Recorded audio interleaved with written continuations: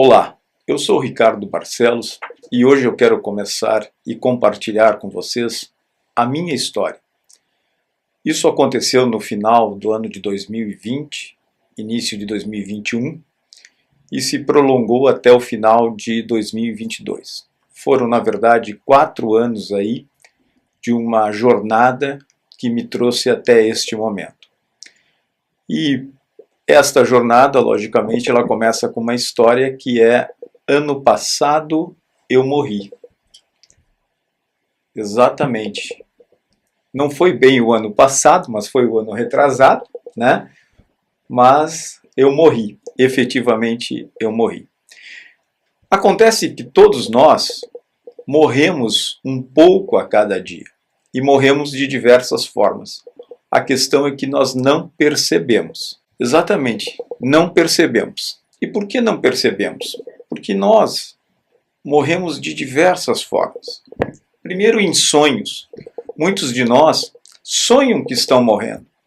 Sonhos que estão caindo, que foram atropelados por um trem, que passaram por algum acidente. Enfim, diversos tipos de sonhos diferentes. Esta é uma forma de morrer. Quando nós acordamos, logicamente a vida prossegue e nós passamos o nosso dia inculcados com aquele sonho e pensando no significado que ele tem. Uma outra forma de morrer é morrer para pessoas queridas. Na verdade, nós olhamos para as pessoas, convivemos com elas e não mais do que de repente, como diz o poeta, rapidamente, nos afastamos delas. E este afastamento nada mais é do que uma forma de morte, porque no momento que nós não estamos mais presentes fisicamente, nós nos ausentamos. E ao nos ausentarmos deste convívio, passamos a ser praticamente cemitérios de relacionamentos. São ex-amores, são familiares que não vemos há anos, são pessoas queridas que foram importantes para nós durante a nossa infância, adolescência, fase adulta. São personagens que passaram pelo livro da nossa história e desapareceram simplesmente. Também morremos para colegas de um antigo emprego, colegas que trabalharam por nós às vezes durante anos, às vezes 1, 2, 10, 15, alguns até 30 anos. Muitas pessoas se aposentam no mesmo emprego e de repente deixam de ter aquele convívio social com aquelas pessoas que eram tão importantes para ela naquele momento. E isso é uma espécie de morte. Existe também uma morte para oportunidades. No momento que nós acreditamos no mundo perfeito, no mundo, nós nos fechamos para as oportunidades que a vida pode nos apresentar. Isso nada mais é do que fechar o caixão. Porque quando nós deixamos de olhar para a vida, com tudo aquilo que ela pode trazer de melhor, nós estamos ali morrendo a cada dia. Acontece que não é simplesmente nós que morremos. Dentro de nós também existe um assassino que mata muitas vezes. Mata metas, mata aqueles sonhos, né? Então você se programa, você imagina que vai crescer e de repente você se vê numa armadilha. Alguns chamam isso de autossabotagem e é uma coisa muito normal nas práticas do dia a dia. A invalidação é um processo de autossabotagem também. As pessoas vivem se invalidando no momento que elas acreditam não ser capazes de realizar determinadas coisas. Um outro ponto importante desse processo de assassinato é a cobrança constante. Quando nós nos cobramos intensamente. E aí nós deixamos de aprender com as nossas falhas. Nós queremos a perfeição, sendo que a perfeição neste plano espiritual, pelo menos, ela não existe. Há ainda um outro tipo de assassinato, que é quando você deixa de dar a atenção. Não dar atenção para as pessoas, não conversar com elas, não tratá-las como únicas, como são realmente, é uma maneira de matá-las. Ainda há a imposição. Nós queremos impor para as pessoas sempre os nossos gostos, sempre as nossas metas, sempre os nossos objetivos, e essa imposição acaba matando aquilo que às vezes até é fruto do nosso amor. Às vezes nós nos apaixonamos por uma pessoa, gostamos do jeito dela, queremos que ela seja assim, mas em determinado momento o que acontece? Nós fazemos com que essa pessoa ela passe e haja, e queremos que ela haja igual a nós. Então queremos um ser duplicado ali. Então isso também é uma forma de assassinato. Mas existe a pior de todas as formas de assassinato, que é o afastamento. É quando nós simplesmente nos afastamos das pessoas. Simplesmente esquecemos as pessoas. E diz o Islã que o inimigo, a grande punição da revolta do inimigo, do anjo Azazel, que Deus impôs a ele, foi justamente o afastamento do ser amado. Tá? Então essa é a grande questão, né? Será que tudo isso vale realmente o sacrifício? Será que todo esse processo vale o sacrifício? Bom, eu não sei para vocês, tá? Então senta que lá vem história, porque esse cara que vocês estão vendo aí, esse sou eu hoje. Mas eu quero mostrar para vocês como isso não valeu a pena de uma forma muito, muito interessante. Esse cara sou eu há 2 anos atrás. Eu praticamente morto, fazendo ali quimioterapia, fazendo radioterapia, pesando 45 quilos. Imaginem 45 quilos para um cara que já pesou 126 no passado. E esse processo, na verdade, é um processo que é muito interessante, porque na vida você vive criando, principalmente negócios, carreira, relacionamentos, mas você cria também doenças, cansaço, e eu me considerava um homem cansado numa sociedade do cansaço. A sociedade do cansaço é essa sociedade que cobra de nós, baseado num conceito de meritocracia, muitas coisas. E quando você percebe que tudo é sonho, você também percebe que esse estado de Maia é uma grande armadilha. Uma enorme armadilha. Você, quando olha para a sua casa, para o seu carro, para o luxo que você consegue conquistar, para os seus amigos, para os melhores restaurantes, para as viagens que você faz, você olha somente para o bônus. Mas há um grande ônus por trás de tudo isso. E muitas vezes ele não é calculado. E nesse processo de não ser calculado, né, nós temos assim uma coisa louquíssima, porque nós nos transformamos em pessoas neuróticas.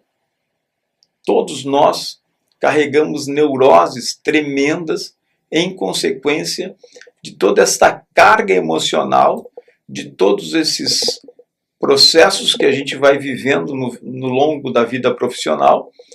E acaba que você, sendo um neurótico, você transforma a sociedade inteira em algo neurótico também. Alfred Islam, nos seus anos na GM, que é um livro muito interessante, que eu recomendo a todos a lerem, ele diz que há um processo chamado obsolescência programada. Ou seja, tudo se torna obsoleto num determinado momento. E hoje em dia, tudo vira lixo, tudo fica obsoleto, inclusive nós, seres humanos. Nós, seres humanos, estamos nos tornando obsoletos em cada momento. E aí vem um ponto bastante importante. Nós ingressamos nesta manada buscando alto desempenho. Tudo tem que ser melhor, tudo tem que performar, tudo tem que funcionar. Ou seja, você tem que ser vencedor, obrigatoriamente um vencedor. E aí, nesse processo de ser vencedor, você nem percebe que você está correndo numa gigante roda de hamster. Você está preso em gaiolas de ouro, gaiolas que estão na sua vida, e você nem percebe que elas estão lá, porque você está simplesmente rodando, rodando, rodando.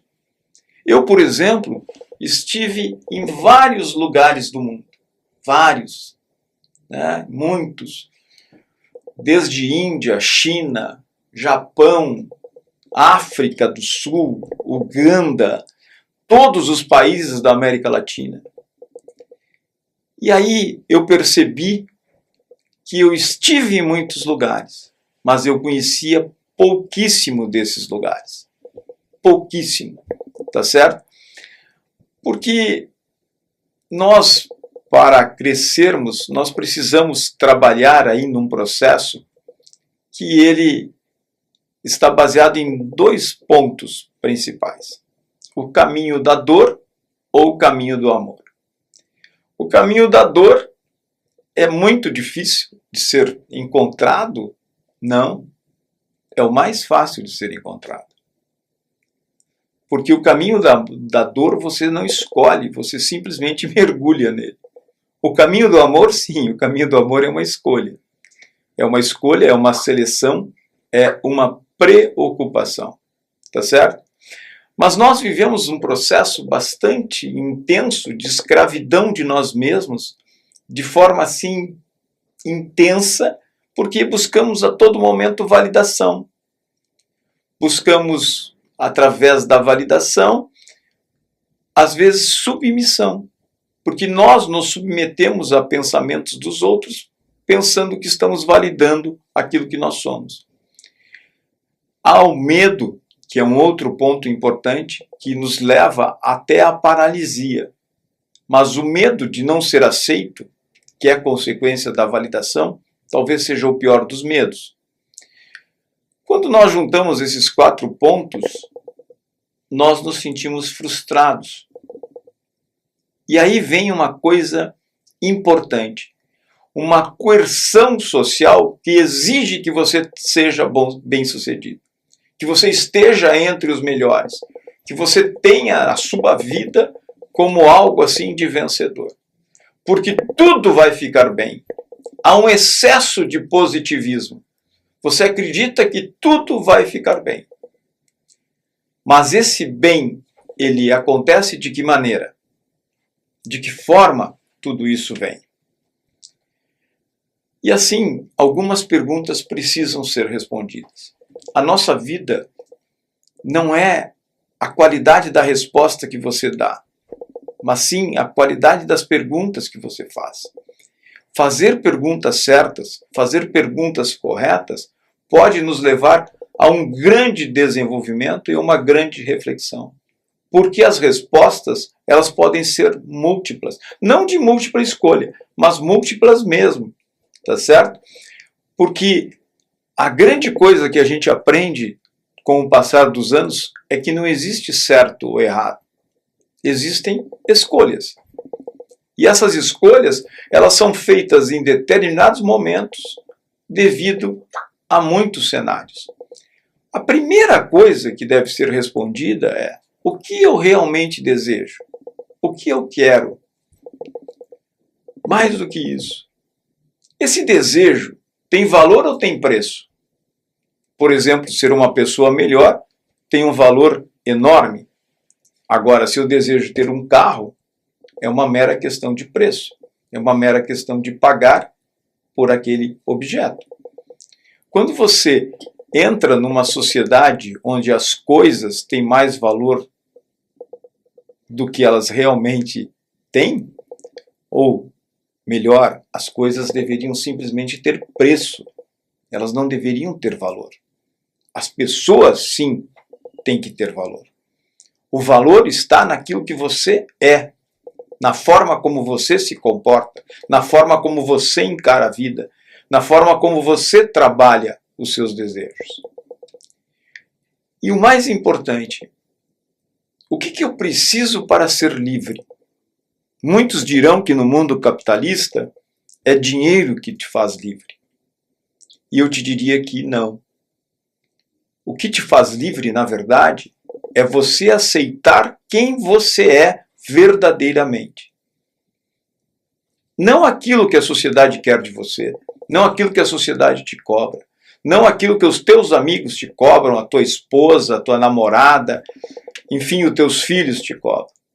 Mas o que te faz livre é exatamente você saber quem você é. Porque se você sabe quem você é, você automaticamente começa a amar a liberdade. E, consequentemente, ao amar a liberdade, faz com que todas as pessoas que estão ao seu redor se tornem pessoas livres. E o que aquece o meu coração? A liberdade somente aquece o meu coração? Ou os propósitos da minha vida é que farão o meu coração mais quente? Como eu posso mergulhar nos propósitos da minha vida? Qual é o propósito da sua vida? Eu diria que uma vida digna e uma vida bem examinada, como já diria o nosso amigo Sócrates, é a que vale a pena ser vivida. Então, uma vida que não é examinada, uma vida que não é questionada, uma vida que não é colocada às vezes em xeque, não é uma vida bem vivida. É uma vida de Manaus que está navegando para um porto que muitas vezes não sabe se chegará. E esta nau, ela que não sabe o seu destino, que não tem a sua carta já traçada, né, a sua cartografia clara, então é uma nau que não chegará a lugar nenhum. Ou melhor, chegará a qualquer porto. Porque aquele que não sabe o seu destino, qualquer porto serve. E muitos de nós vamos vivendo uma vida desta forma, achando que na construção de uma carreira, na construção de um relacionamento, passamos a viver a vida do outro ao invés de vivermos a nossa vida. Por último, vem uma questão muito importante. O que você teme? O que te mete medo de verdade? O que te faz perder noites e noites de sono? É não ter dinheiro para pagar as contas? É uma doença? É o medo da morte? É o medo de perder o ser amado? O que te mete medo? Porque lembre-se que aquilo que te mete medo, aquilo que é o medo gerindo e vivo dentro de você, também pode ser a tua maior força. Dizem que não há nada mais perigoso no mundo do que um homem que não tem nada a temer. Imaginem o seguinte, se você não tem medo de nada, o que pode te ferir? O que pode te ameaçar? Se você está preparado para enfrentar qualquer coisa, o que pode te ameaçar? Por último, um questionamento muito interessante é: você já olhou para a sua escuridão, para o seu abismo interior? Exatamente isso. Nietzsche diz que quando nós olhamos para o abismo olha de volta para nós. Pois é, olhar para o abismo é uma das tarefas mais difíceis que existe. Porque o abismo é escuro, difícil. E ninguém quer ir para o abismo junto com você. Isso eu te garanto, porque naqueles 4 anos aí que eu mostrei para vocês, 2 anos de pandemia, mais 2 anos tratando um câncer de garganta, 1 ano ficando sem voz, 1 ano e meio com alimentação parenteral, basicamente. O que eu vi? Eu não só vi, eu mergulhei no abismo, efetivamente. E olhe que, quando a gente fala de sucesso, eu posso dizer para vocês que eu sou um cara de muito sucesso. Todas as coisas que eu fiz na minha vida, eu sempre tive sucesso. Eu trabalhei em projetos que já geraram mais de 1 bilhão em faturamento para as empresas por onde eu passei. E eu posso citar o nome delas: DataSul, Sercomp, De Angelis, Sandal, Syntax Computadores. Poderia citar N outras companhias. São tantas e tantas. Mas e o que vale tudo isso? O que vale todo esse processo? Hoje, o mundo moderno, essa geração alfa que está aí, essa geração que está por vir, ela é uma geração ainda de meninos e meninas. O problema é que muitos da geração X, aquela geração que é a minha geração, que nasceu lá em 65, já que eu estou com quase 60 anos, essa geração também é uma geração de meninos e meninas. Hoje faltam homens de verdade.